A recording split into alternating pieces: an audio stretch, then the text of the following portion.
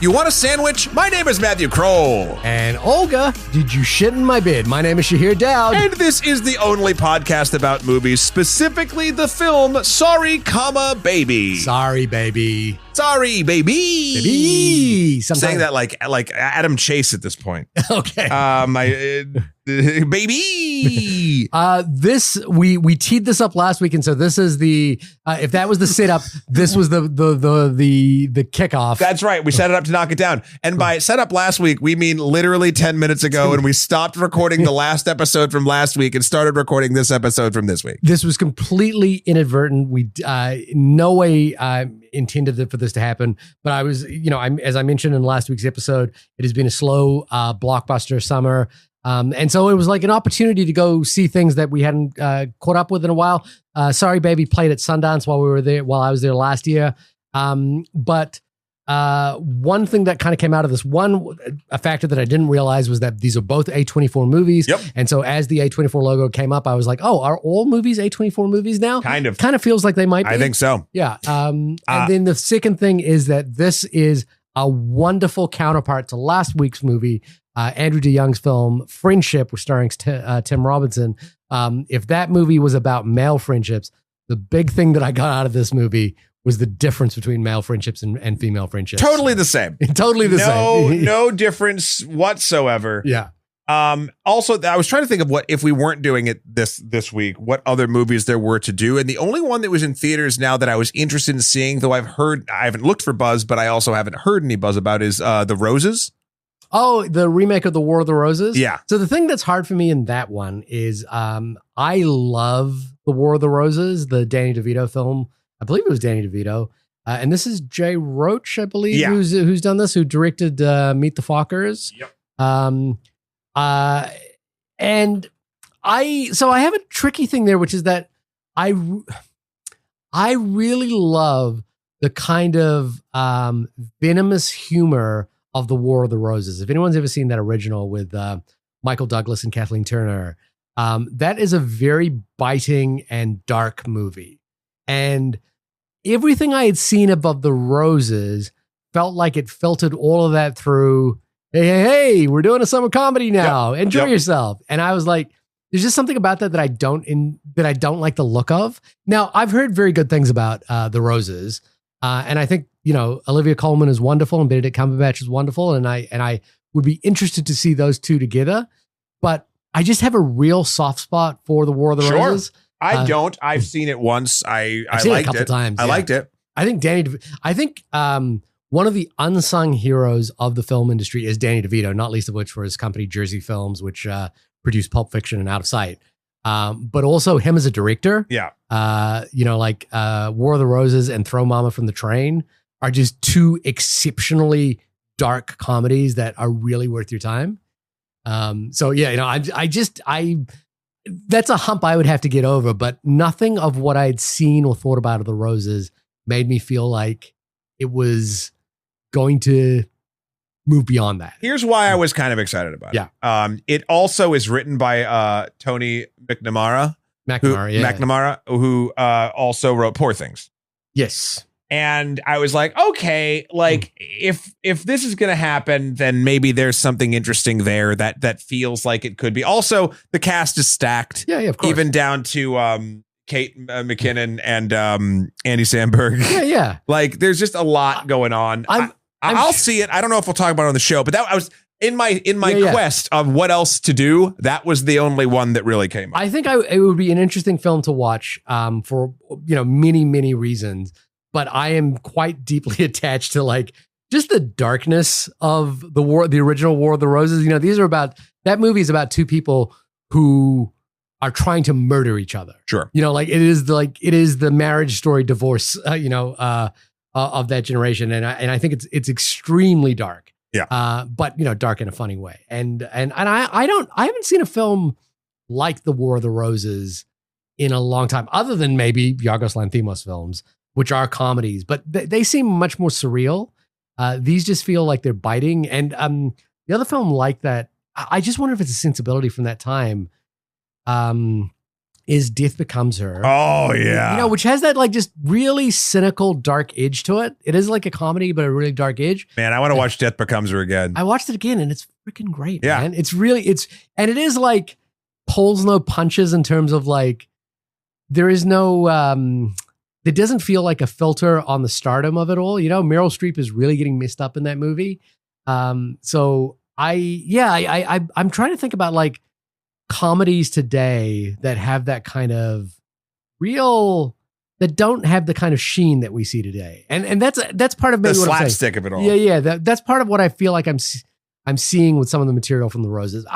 If you have seen The Roses, Email us in. I would love to talk to you about The Roses. I would love to talk to you about Danny DeVito, the director, and Danny DeVito, the producer, by the way, who single-handedly is one of the unsung heroes of the 90s. Onlymoviepodcast@gmail.com. Also, if you're not listening to this on YouTube, please do subscribe over on YouTube. Help us get those numbers up. We're going to ask you every week until we get the exact number of people that listen to this in the RSS feed over there, at least subscribing. No, we won't do that, but a pod can dream. It definitely just helps us get out there and do more stuff and maybe even make this show more complicated depending on how many people are actually watching / listening. You might see us on screen. People have messaged me about that a few times this week.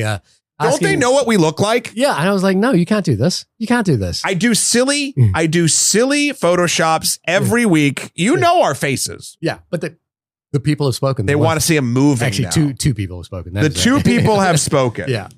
Well, I guess I should read what the Internet Movie Database says Sorry, Baby is about, which is something bad happened to Agnes, but life goes on for everyone around her, at least. Now, accurate, good description. I like it. It's hinting. It builds a curiosity gap. I dig it. I'd say 9 out of 10 description. Sure.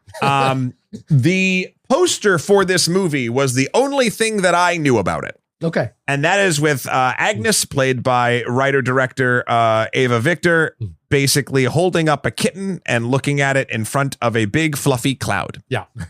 Obviously, the face that she's making is not one of like joy. It's sort of confusion. Sure. And so when Sorry, Baby is the title right above it, I didn't know if the cat was baby. Like I didn't know what the vibe was going to be, though. As the movie started unfolding, it became pretty clear where that title was going to come from. So is this Ava Victor's directorial debut? Yeah. Is. Where have I seen her before? She was doing YouTube. There's a bunch of YouTube sketches with her, which I watched, which are quite funny. I believe she's in Billions. And maybe done a little bit of TV that way. She has been around. I will admit I am not overly familiar with her work prior to this as well. The person I was kind of curious about this is Barry Jenkins, who is the producer on this. Sure. Who apparently reached out to her and was like, hey, I think is there any material you've got that we think we could turn into a feature? And he did the same with the director of Aftersun, Charlotte Wells, and also another film, All Dirt Roads Taste of Salt. So I like another unsung hero is Barry Jenkins as a producer who's like giving opportunities to filmmakers, particularly female filmmakers who may not otherwise get a chance. And it's based off of shorts that they've done. That's what he sees and goes, I think there's something here, which is really, really wonderful to see, because I think this is actually a really well-directed, well-considered feature, sorry. Yeah. And one of the things that I think Eva Victor, I listened to an interview with her this week, kind of talked about was that she really had to work up the courage to be the director of this. She originally wrote it to star in it, but at some point decided that she needed to direct it, and Barry Jenkins was very supportive of that idea, and that's how we got this voice, which I think is really unique and interesting and fun to watch. Yeah. Going into my initial thoughts about this, again, I sort of talked about it this week, as we've been talking about it.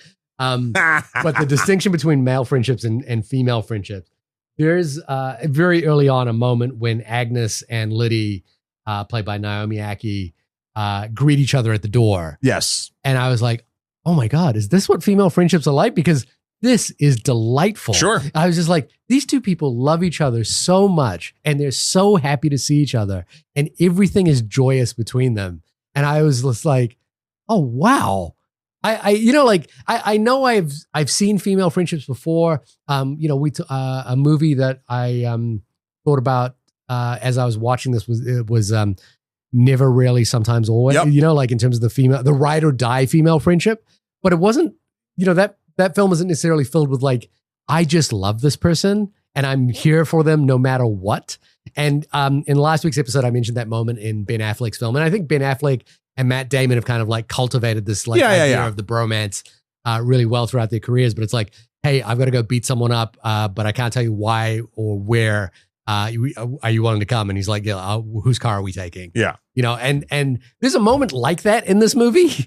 There's a moment where like someone says, I'm going to go set someone's house on fire. And she's like, well, and Liddy's like, their office. Yeah. Yeah. And Liddy's like, okay, I'll do it. And it's just like, no, wait. And it's like, that is how deep that friendship runs.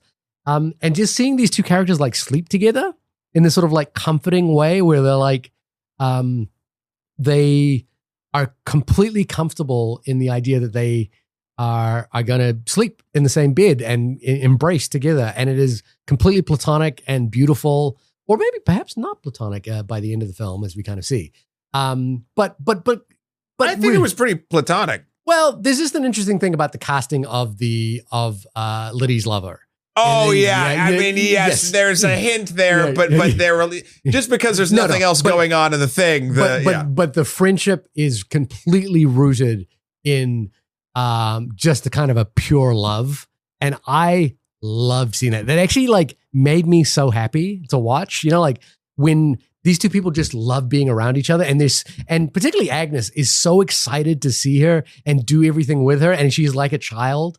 With her best friend. It reminds me a lot of my son's friendships with his friends. Yeah. Where they're just so super excited. Pumped. Yeah. Yeah. Like, and literally all they want to do is sit in a room next to each other and use their iPads. But it's really important that the other person is there.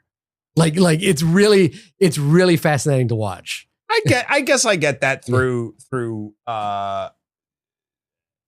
essentially either online gaming or having people over just to play co-op games. Yeah, but they're not even playing together. They just like being in the same room when they're playing. Okay. It's really unusual. But parallel play is fine. Yeah. But this movie really reminded me of that. I think obviously as we talk further about the movie, there is much more to the actual storyline of what has happened to Agnes.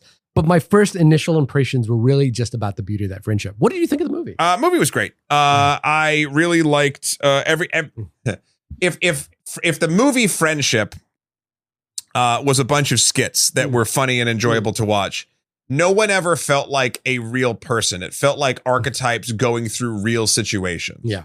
Where this, everyone felt like a real person. And there's a connective tissue to the way that friendships are deployed and told through this film. So that was really refreshing and nice to see. I also really like the structure of the year that blank. Yeah. The year that this, the year that. My personal favorite we can kind of break down why when we get there about it, but the year of the really good sandwich was the one that actually got me a lot because, and that's why I chose that quote in the beginning. Yeah. Was because there's an element of, every once in a while when horrible things happen, you end up at the right place, at the right time with the right person who wouldn't be the right person in any other situation. And it kind of just... And it's always John Carroll Lynch. It's always, this is the Zodiac speaking, and it's always going to be him. Yeah. So, no, I really liked the structure of it. Obviously, what a fucking powerhouse from a first-time director to be able to sort of tell this story, make everyone feel super real, but also like have the writing be like, to be perfectly honest, like, this is an odd thing to say, but sort of like Tarantino levels of clever. Like, I feel like it's just all like, it's hyper sharp and pointed, but also couched in a, like, these are characters that have been friends forever and that are, like, if you said sort of like the ride or die, like you don't really get that in like I don't know why I said I think Tarantino, because like, I think a lot of his early writing is very, very like, ooh, sharp, cool, whatever, where this is like, it's cool in its mundanity and like cool in its like relatability of like how an actual human who you'd want to hang out with would talk. Yeah, I'm trying to think of a filmmaker or writer who's comparable to this in terms of that. Yeah, Tarantino doesn't immediately spring to mind just because there's a warmth to this, and also that's what this has that his doesn't. And also it is also much more observational writing than it is like structural writing, which is what I associate Tarantino with. There's obviously the sort of chapter connections of this that feels very much like Tarantino. But there is a kind of like, I think the one thing that I'm actually impressed by, and this comes from like, maybe the Barry Jenkins production of it all, is that I am always in appreciation of a movie in which from moment to moment, there isn't the sense of like trying to impress us with like how much they can escalate the story. This is actually like quite a quiet movie that is observational. Even though there are major traumatic events that happen in this movie, they're kind of played with a sense of like, how does this actually affect how this person breathes in this scene? Like not, like, sure. like how does this affect how this person will react a little bit later when they have to do this one small mundane task? Like, when they find a cat, when they have to buy that cat food, when that, when they're looking at their doors, whether it's locked in their room, that kind of thing. And I actually am quite appreciative of that kind of writing. I guess we have to, we can get into the spoiler of, it seems like a spoiler, but it's not really a spoiler. But the second chapter is the year of the really bad thing, or the year of the bad thing. Yeah, right? what you get in the first chapter, which is the middle of the middle of the story, that then reverses back to them back in college, because it starts when they both get together and hang out for one weekend for a dinner party with some college air quotes friends, and then just to hang out. And you're introduced to a lot of different people. You're introduced to Gavin, played by Lucas Hedges, and Natasha, played by Kelly McCormick. They're very different. Lucas Hedges kind of like is interesting because he's the neighbor next door. But I'm saying like in that first chapter, you're seeing sort of the middle of all of these journeys, right? Yeah. Because they go to a dinner party at Natasha's. And that moment that they're at the dinner party where Liddy kind of does something in retaliation to Natasha's, outward aggressiveness towards Agnes because she is the better writer, where she's, and it's just the slightest thing, but I was like, man, that's good writing, where she says, oh, there's a bone in my fish. Perhaps you shouldn't serve, perhaps you should look to debone the fish before you serve it to other people. Yeah. It was just such a beautiful, like, yeah, that's my person that you just messed with, and I'm not going to let you get away with it. Yeah. I wondered then, maybe there was, someone wrote me in, or, we were sort of exchanging thoughts about the movie, and they were like, did you cry? And I was like, no, I didn't actually cry. And I wondered about that. But the reason I wondered about that was that there was a kind of like quality to this where I was like, man, this is a really charmed life. How so? The living out, not obviously not the bad thing that happens, not the trauma, but the actual like logistics of like being an English professor, presumably, and living in this cottage out by, Maine. It was a fake town.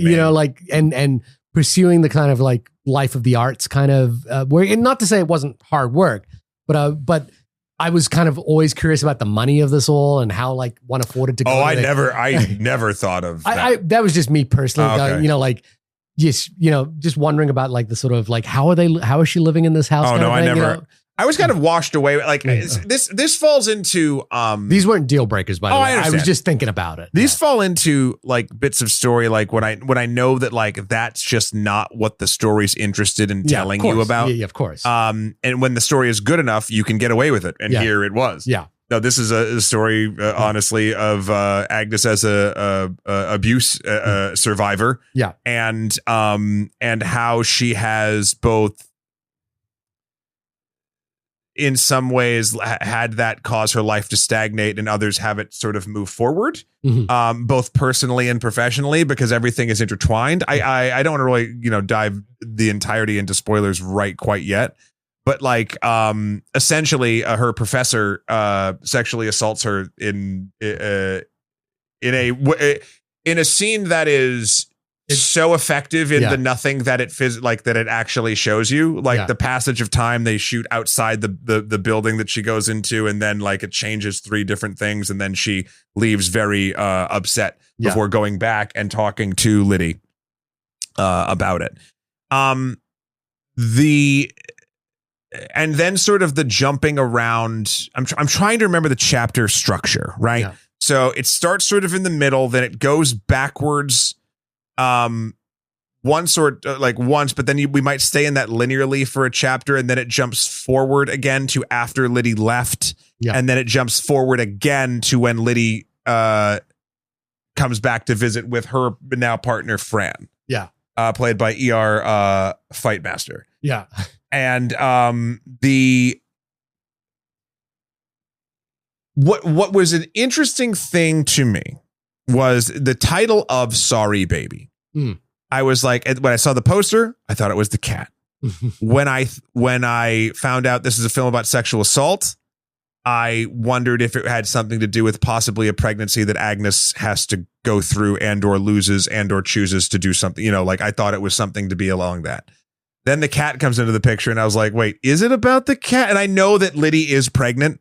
But then I think I was so enamored with the characters and what was happening on the micro level that I didn't even bother to have my brain sort of piece together the macro level. And by the time the end happens, when Liddy comes with Fran to visit with their baby, and they go off to go, hang out for the day somewhere, and Agnes decides that she'll babysit and promises not to drop her. I was like, I'm not sure I'm leaving this person with the baby. She has the conversation with the baby and was like, yes, this makes sense. It's a lovely moment. It really is. It's talking about wanting to protect people and not being able to, but also being there for people who need them whenever you possibly can. And it does play into, I don't want to keep harping on it because I think we will go back and forth to it. It does keep playing into these sort of the male friendship versus female friendship thing. That's not to say that there aren't those moments like in Jeremy Renner has in The Town, the Town, which is it's odd that is my model for friendship. It's such a movie guy moment, and this movie does. I don't even like that movie. No, it's not that great. No. But I love. But I know that scene. Yeah. But no, like Liddy and Agnes at one point borrows some lighter fluid from Gavin across the street, and she's like, I'm having a really intrusive thought, and I was thinking about burning down Professor Decker's office, played by Luis. Cancel me. That's a convenient last name for this character. He was the last time I think we saw him was in Martin Scorsese's Killers of the Flower Moon, and it's wild that he always plays like a sort of insidious character. And because he looks sort of innocent, but then like underneath is not. I don't know. He's got that sort of like impeccable bone structure that I think if you light in the certain way will always make you look evil. Yeah. And I kind of actually liked that at the beginning of this film, they kind of light him and like make him go, oh, that's a really handsome man. Like you're just like, oh yeah, until we get to, what actually he's about.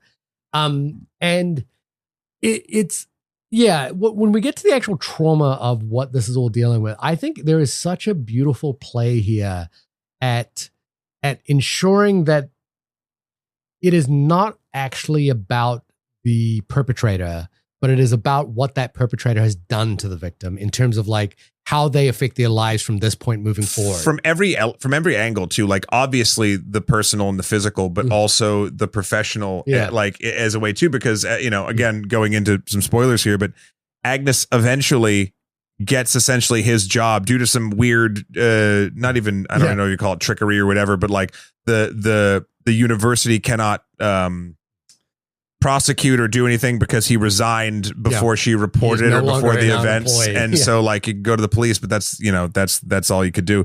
And, but in that move, there's also like the hint that like, obviously the entire fact, like the movie makes it clear that everyone believes Agnes should have the job and Agnes is deserving of the job. Her skills are there enough to get that job. Yeah. However, something like this and the trauma of something like this sort of taints even that success because they used, I forget what the verb was. It was an E word on the paper.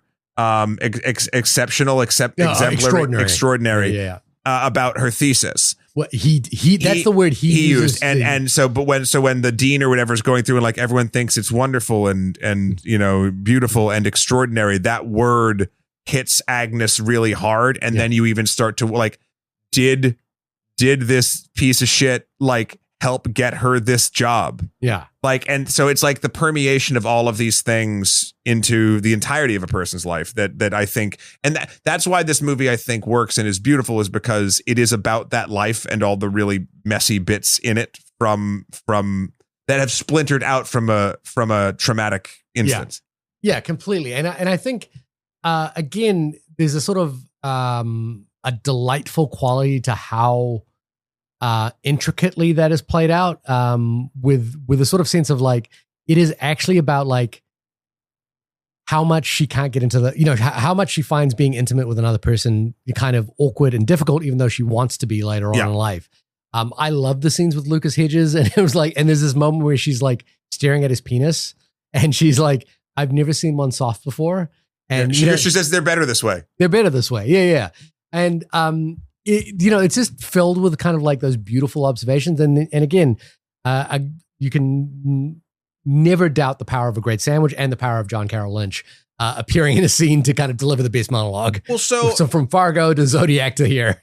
That comes like that he is moment, the most comforting and venomous person you can ever meet. That moment comes after the character of Natasha reveals to Agnes after she got the job that Natasha was getting for the job, and that she actually did willingly sleep with Professor or Preston Decker to try to get it, and did not. And that obviously, through the trauma that Agnes has experienced, it explains her hostility towards her. At the beginning. And because at first you think there might just be like a hint that she thinks she's doing something untoward, like you don't quite know. Yeah. But the way that is sort of structured is Agnes begins to have a panic attack while she's driving home, and she pulls over to then basically to someone knocking on her, the Pete, John Carroll Lynch knocking on her window, being like, "We're closed, you can't park here." Seeing that she's freaking out, and then in an incredibly sort of human stranger moment, like does a breathing exercise with her because his son has these panic attacks, and then he's just like, "You want a sandwich?" He's a real dad at that moment. He's like, crap. And then they sit and talk, not about anything specific, but like he makes sure that like her house is okay. Like she's not going home to an abusive relationship. Right. Yeah. And is a character that never comes back. Nope. Although they may be eating one of his sandwiches later on. Yeah, I think they do. But it's the character doesn't come back. Yeah, of course. And there's lots of single serving characters in this movie that all serve different purposes that I really think help a lot. There's the doctor after the event when she goes to get a checkup, who is like awful, and they're super. Both Agnes and Liddy are super like calm, and like they're calling out bullshit, but they're not being super rude. And he doesn't even see that. He's like, you need to calm down. There's the prosecutor when she gets jury duty that they have to talk through, that like seems to understand, but then still sticks with her job and like just excuses her, and there's nothing else. Like that's it. And then there's Pete with the sandwich, and which is sort of like, it's like the spectrum of completely not understanding but move along, and understanding and, oh shit, I'm gonna make time for you. Yeah. And like I think that there are, in moments of trauma in life, you run into all of those people, and probably the Petes are the least of them, but they happen. Yeah. And that's a hard thing to pull off in a movie. Yeah. The random stranger whom you have not seen coming in and being a actual believable, honestly kind of savior person in that moment from a just another point of human connection that has nothing to do with knowing the person or what your vocation is or what your relationship is or is not with them. Yeah. It's just another person seeing another person freak out and offering them a sandwich and sitting down and like chatting with them. And that happens so rarely that was the moment that kind of really spoke to me the most in this. I think obviously the friendship between Liddy and Agnes is the most poignant and beautiful. Like there's no question. Yeah. But I think the moment between Agnes and Pete, there's a beauty to, because like Lydia and Agnes have been friends forever, it seems like. That's the rapport that they have. So while it is impressive and beautiful, it is also expected. And the moment that she has with Sandwich Pete is something that is not intrinsically linked into anything. It is super random. And there's even though this is a narrative, obviously, it's a really hopeful moment in a movie that sort of has ebbs and flows of that. And it was the most poignant that I found. I actually really like that as well, because the other person that I felt that was when she finds the cat. Yeah. And she finds the cat and she goes, okay, I think I love you. Yeah. You know, like she picks up this cat once and is like, I think I love you. Yeah. And then, although she does pick up tuna for the cat, which I did read is not a good thing to do. So, no, you're not supposed to do tuna. You're not supposed to do milk. Yeah. But whatever. That's kind of like my point about like, how do they afford this house? It might actually be. So I was wondering that too, actually, because again, cat stuff. Yeah. I don't think it was actually tuna fish. I think it was tuna flavored. I think it was the tuna flavored cat food and the chicken flavored cat food. I'm sure it's fine. Yeah. I'm sure that cat is possibly fine right now. Yeah. But the thing that I actually loved, it happened in the courtroom scene when she's going for jury duty, is she kind of gets, in a way, interrogated about the event that has happened to her, because she's asked, have you been a victim of a crime? And she puts her hand up and then immediately recoils. And the lawyer then asks, well, can you please tell us what the crime is? And she's like, I realized that the worst thing I would ever want to do in my life is explain to a room of strangers what happened to me. And, and then it gets into a further interrogation of like, well, did you report this crime? What happened in this crime? And and the lawyer kind of understands what has happened slowly over time. But as she's walking out and as she is dismissed from the courtroom, she says, sorry. And I think that was a really interesting observation about the movie. It's in the title whatsoever, is that this is a person that is always apologizing for her place in the world. And what's beautiful about her relationship with Lydia is that Liddy never expects her to apologize. No. Liddy always makes space for her. Liddy, the thing that I found charming at the beginning of the film was the fact that they sleep in the same bed together. They sleep curled up. They're watching 12 Angry Men, right? And is that also Liddy understands that she needs that in order to go to sleep again after what has happened to her. Yeah. And she says like, please don't die. And at the end of the movie, when she is staring at Liddy's baby, she's kind of conferring that same sort of privilege to that child, which is that when you get older, if you feel like you want to tell me something that is strange, you can do that. And I will tell you about how many times I've had way worse thoughts than that. You are always going to be safe with me. Yeah. You are a part of me as much as I am a part of Liddy's life. And then she says, sorry, baby. And, it's the person that is like always going to be repeating the same mistake or the same set of, not mistakes, but like feeling the same sense of like displacement from the world. Yeah. And I think it's really beautiful to kind of feel that in the movie as well. And coming back to like the production of it, the A24 of it, the Barry Jenkins of it, not to suggest that Barry Jenkins is the reason why this exists, but like, I love that a movie has space for that, because it's such a small thing comparatively, and it's hard to explain, like to actually visualize it or actually explain it out loud. And this is a movie where that is actually the key to the movie. And like the movie ends with her saying sorry and cut to sorry, baby. That's the title of the movie. And, the baby in question is this person whom now she's conferring the same privileges to that she has been privileged with. Yeah. Yeah. And she'll have to reiterate that the baby is very small. The baby is very, very small. Yeah. Like there is that hint that Liddy's lover or her wife kind of does look like her. But is it like a more mature version, a much more sort of like version that is like maybe not being roadblocked by this event or not being like sort of had this sort of trauma that they've had to deal with and that has actually forced them to stop in their life. Yeah, let's talk about that for a second. I obviously I clocked that the actress looks like looks like her. Agnes. Yeah. And I'm sure that was on purpose. Yeah. But also like I think the movie handles it very, very well in the sense that it never brings it up. And you could read that or not, and it doesn't really change anything. Yeah. It feels like it's a nice Hitchcockian touch. Yeah. Yeah. That, Liddy realized she was gay later. I when she says I'm so gay, I love being gay. I was like, I was just like happy. I just thought this was just such great writing.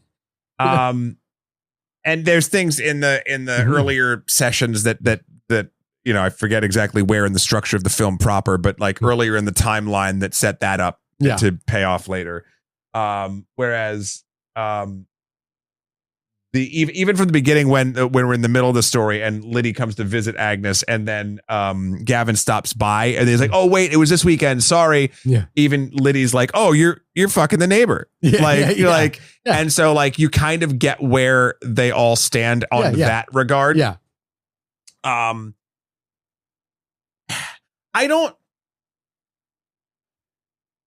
This movie is about intense and deep, complicated relationships.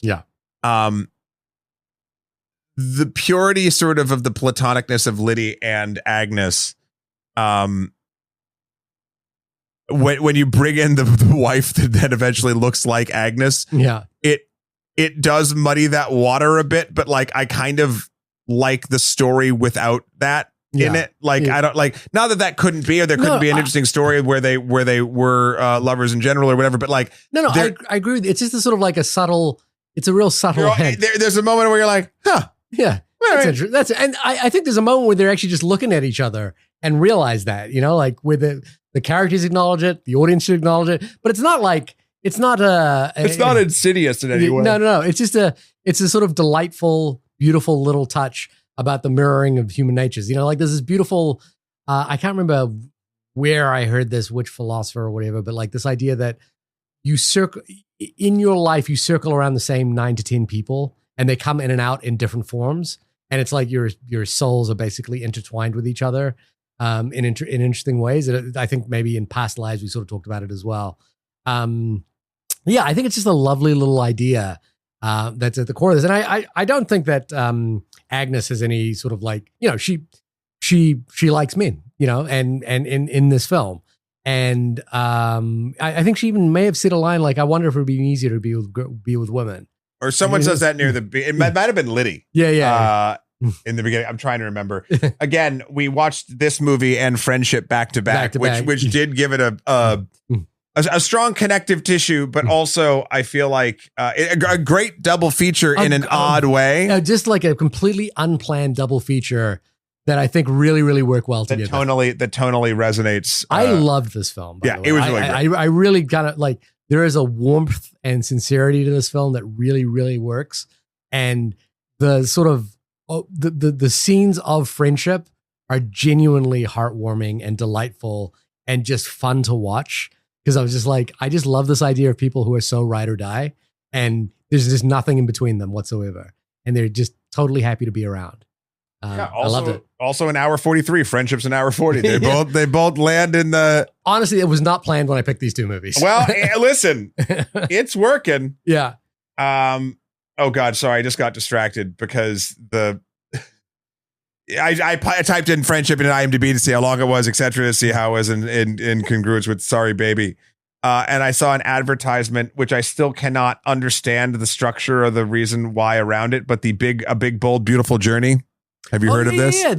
It's directed by Kogognada, who is he's a fantastic director. Okay. Yeah. I'm all of the advertisements for that movie have made me be like, no, thank you. But really? But I like both Colin Farrell and Margot Robbie a lot. Kogognada. Great. Good to hear that. I feel better about it. Well, first off, he directed a fabulous movie, Columbus, which we should have talked about on the podcast many years ago. But he was the premier video essayist. He was the Every Frame of Painting guy. And I believe he was the Every Frame of Painting guy. Oh, hell yeah. Yeah. And so a sublime film theorist, or person who can talk about film, cinema, and theory, but also, as it turns out, a terrific filmmaker. I believe he directed episodes of Pachinko, and there was another movie he did with Colin Farrell, whose name I've gone blank on, but it is about a sort of like has echoes of Steven Spielberg's AI. I've forgotten the name of that movie. It was called After Someone. I don't know. I'm going to bring it up right now. Okay. Yeah. Due to the magic of the internet. Yeah. Yeah, no. So, sorry, I felt like you got distracted by the big beautiful life. Is that what it was? After Yang. After Yang was a the big, movie. bold, beautiful journey Yeah, is yeah. what I got. Is what I got distracted. But good. Well, okay, good. There was something. You know what it is? I'll tell you what it is right the fuck now. It does look trite. It's because So- Margot Robbie Yeah. in the promo is holding a yellow umbrella. Yeah. And I relate that to How I Met Your Mother, Of course. which did not have a good ending. I would agree with everything you said Yeah, if it wasn't for the fact that I think that I'm there for Coco. Well, then I'm looking forward to it. I don't even know when it drops. Maybe we'll talk about it here. Sorry, I got distracted. Sorry, babe. Sorry, baby. I got distracted. Yeah. Yeah, this movie's dope. I think you don't get the level of emotionally resonant friendship stuff this clear and clean and true feeling in non-documentary film. Yeah. And they just knock it out of the park. It feels like both Ava Victor and Naomi Aki have been friends forever. Yeah. It is an insane level of sort of chemistry there. And I don't know. It's, you know how, okay. All right. Hit me. I say this about people that are not me. Mhm. You know how people like sports? I've heard of it. Yeah, okay. And like they just like seeing human beings do like the pinnacle of like a craft, which I do like outside of sports. Sure. I feel like this is like the pinnacle of acting like your best friends forever. Like I feel like this is the thing that you inevitably get awards for. Okay. Well, you know what I would love to think about in terms of that? If those two actors actually became best friends in real life, I would love that this is the inception point. Sure, but also but see, I think then it takes away from the craft a little bit. Okay. Like I don't want them to hate each other. I want them to be very fine and enjoy each other's company. But like, I think there is a transcendence to the way that they play Lydia and Agnes that is what I would want any friendship that I am in to ever be like. And it's beautiful and it's awesome. And I think there is a joy to watching the level of skill that is needed to pull that off, especially in a movie like this. I think, we talked about the movie Sing Sing almost months ago now. But we talked about the fact that Coleman Domingo gives a really generous performance. Sure. In terms of there is an appreciation and space for the other performer there. He's doing work for other people. Yeah. And that's what this film feels like. Yeah. It feels like it's a very generous performance on both sides. Agreed.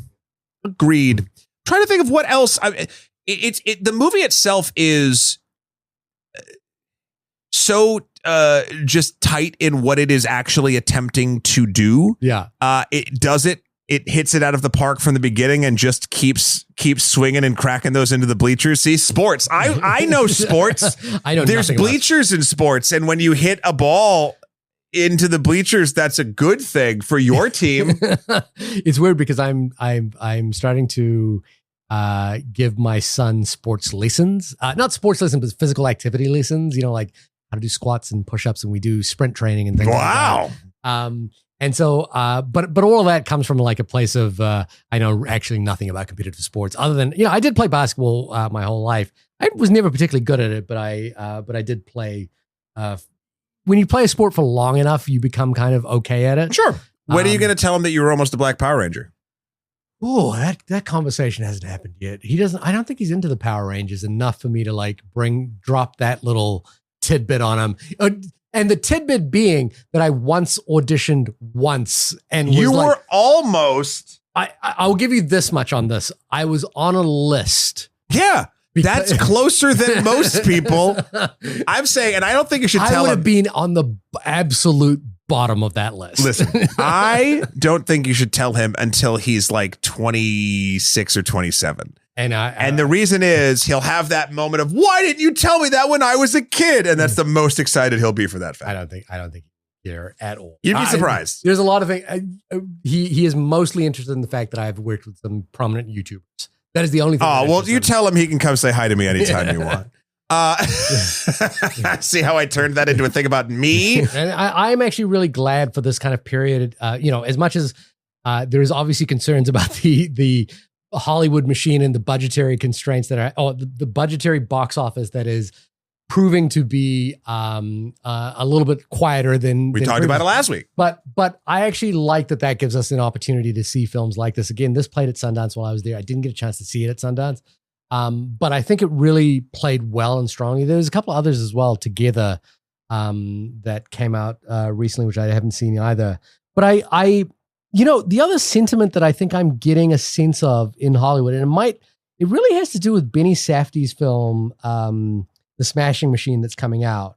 When they talk about like recession indicators, Sure. the fact that The Rock is like pivoting away from Jumanji and Skyscraper and movies like that, or being Black Adam, to films like The Smashing Machine, which is also an A24 movie, and it's had like really rousing reviews. And I think when he's talked about it, he's like, yeah, I think the movie business was really about the business for a while, and I was really just doing things for money, and now I want to try doing something that's actually personal. If The Rock is a recession indicator, I think that we are in an interesting period of movies right now where I think there is a pivot away from kind of empty spectacle. And what I like about this period in terms of what we're doing, doing films like Cure, like Friendship, like this, is that, or even Sing Sing as well, is that we are catching up on things that aren't empty spectacle. Like they do feel full and rich and quietly disarming about like the way we live right now. And I know big movies can do that too. I just think that it's nice to be able to explore things slightly outside of that sounds so trite, like outside of the mainstream. These are not outside of the mainstream.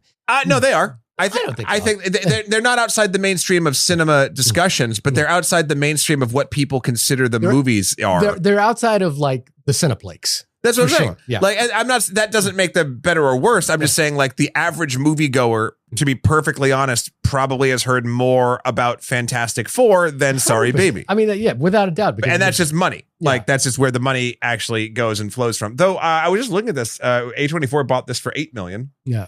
I don't know how much it actually costs to make. But like, again, we've talked about this in the past. I would rather see $5-10 million films than a $50 million film. I think I'd rather see, or hell, multiply that, divide it by the hundreds, right? I'd rather see, $55 million films than a $500 million film, because I just want to see, like, if it's $100 million film, I just want it to be good. I want it to affect me in some way. I think more often than not, when the money gets so big, there's more chances for it to fuck up.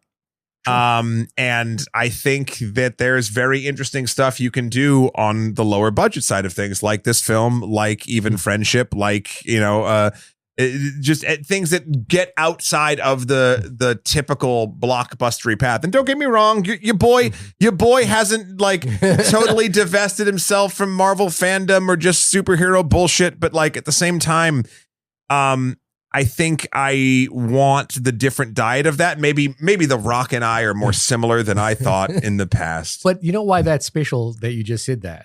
This is episode 550 of this podcast. 550. Are you sure? Yeah, this is episode 550. I'm checking the website. Yeah. The Friendship was 549. This is 550, which means, how do you think we've changed over the last 10 years? Oh, I don't know. How do you? I think I have noticed in you, not a softening of. I'm getting tired. Yeah. Not a softening of, but like a willingness to. I think maybe as well, both of us are doing this, which is that we are dividing up like what we see for the podcast versus what we see for pleasure a little bit more. Maybe I like, case in point, like I think if you even look, I'm looking at our back catalog of the last like 25 movies we did, right? And there's still huge ones in here because summer. Yeah. You know what I mean? I mean, we did Mission Impossible. We did 28 years later, Jurassic World. I know you weren't on that one. But yeah, maybe that's an interesting. Superman, you weren't on that one. F1, you weren't on that one, but you were back for Eddington. What does that tell you about me? Yeah, but like, but you were here for Thunderbolts. You were, and I quite like Thunderbolts. Yeah. So like, I guess I am appreciating, I think, more so now, because the truly special blockbusters, the truly transcendent ones are few and far between. Certainly. More and like the smaller movies have a better chance of being transcendent because there's simply more of them that less people talk about. Yeah. Like it is a numbers game, and that's cool. I also think that's why I really like in the years that we've been doing this sort of our Oscar catch up. Yeah. Because I feel like we end up seeing a lot of films that we just missed because we were in the trenches of like, oh, what is the popular thing going on right now? Yeah. I think this holiday will be interesting too. I know you didn't vibe with Wicked that much. I'm just going down our list now. I am very much looking forward to seeing if they stick that landing, because I really liked Wicked a lot. Yeah. Very curious. That could be a blockbuster that also sticks a landing and does something special. I don't know if it will. Yeah. But we're going to find out. Yeah. The other thing I think I want to make us do one year is make sure that we do all the best, instead of every year we chase down the best picture nominees. Maybe this year, maybe be the year we do this is like only do best documentary and best foreign film. Like chase those down. Make sure we see every single one of those. I don't know if I got time for that. That's the same amount of movies. Oh, but you're saying instead of best picture, it's the same amount of movies. I guess. Look, there is no suggestion I have ever made that has made us more listeners. Did you see it in my eyes? Yeah, I was like, I am very aware that our most popular episodes are things like the Thunderbolts and F1 and Superman and oh, actually a really big one for us recently was K-pop Demon Hunters. K-pop Demon Hunters was big, but I think before that, Trolls 2 was our number one. But that's the pandemic. You can't count it. And I am always here to like pitch ideas that are absolutely 100% going to ensure only 5 people listen. What if we do a podcast? We make sure that it does not crack triple digits. I can do that. Yeah. I can certainly do that. I actually have a pitch for that movie. I tried to get you to see this in the early days of the podcast. We're just going down a nostalgia trip right now. Sure. But in the early days, there was like a little part of me that would be like, what can I make Matt watch? If I'm watching all these Marvel movies, what can I make Matt watch? I mean, I feel like you did that from time to time. Yeah. And there's a film there's a film I would love us to watch, although I think it's impossible to watch. Ooh. And that is one by oh God, I've gone blank on he directed the Craymaster Cycle, Matthew Barney. Oh, fuck. And he did a film that's 6.5 hours long called The River of Fundament. I've heard of this. Yeah, and it only played in theaters, and I don't think you can actually see it at any point now. And I heard there's several scenes of like excrement flowing down rivers and that sort of thing. What better way? These are my pitches for 6 people. to really, we're trying to get the numbers up on youtube.com. Yeah. And I'm squarely going to move in the other direction. All right. Whatever that is. Email us in at onlymoviepodcast@gmail.com and let us know what direction you'd like us to move. If you have a copy of River of Fundament, please send it to us. Here's the funny thing. And this is what I've learned. And Topam fam, this is a compliment, not anything else. You are all the people that will be like, yeah, do the weird thing. The people that are out there that are going to email us, you're the ones that are going to listen. And thank you so much for it. You want the weird stuff, but you have to understand that you have to do the fun picture. Then you do the art picture. That was the whole thing in not Saving Private Ryan. One for us, one for them. Yeah. One for us, one for them in Jay and Silent Bob when they were filming Good Will Hunting 2. Applesauce, bitch. We are way off the trail. Anyway, this has been the only podcast about the film Sorry Baby. Shahir, when you are not apologizing to tiny humans, where can folks find you? I am constantly apologizing to tiny humans at my website. No, that sounds weird. I mean, at home, which is where that happens because my son is driving me nuts all the time. Suvanova.com. That's SUVANOVA. Matt, when you are finding the most niche one-person movies that we can watch, where can people find you on the internet? You can find me getting Sophia on to do Hundreds of Beavers over at my website. That's not niche. That's fairly niche. Oh, it's going to be great. It's going to be awesome, by the way. Oh, no, I know. It's supposed to be great. Yeah. I'm just, again, it's not something that everyone has heard of. Yeah. Over at my website. Heard of Hundred of Beavers? Just, I'm saying my plugs for the extra history and extra credits. We're doing... right now, we just released, by the time this drops, I believe we'll have episode 2 of our history of American mass deportation, which is obviously very pertinent in the news right now. Yeah. We're basically talking about what happened in America between the 1930s and the 1960s. And it is fascinating. Rob did a phenomenal job with the writing, and the entire team did phenomenal. Allie did great art. And it's a really important series, and please go check that out if you haven't already. Next week, we don't know. I have no idea. Write us in onlymoviepodcast@gmail.com. We have no idea what we're doing. We're bad at this thing. Please help us. We're great at this thing. Actually, I think Smashing Machine comes out on October 3rd. I don't know if we'll be up to that by this point. I think there's one more between, but we'll figure it out. All right, everyone. Bye.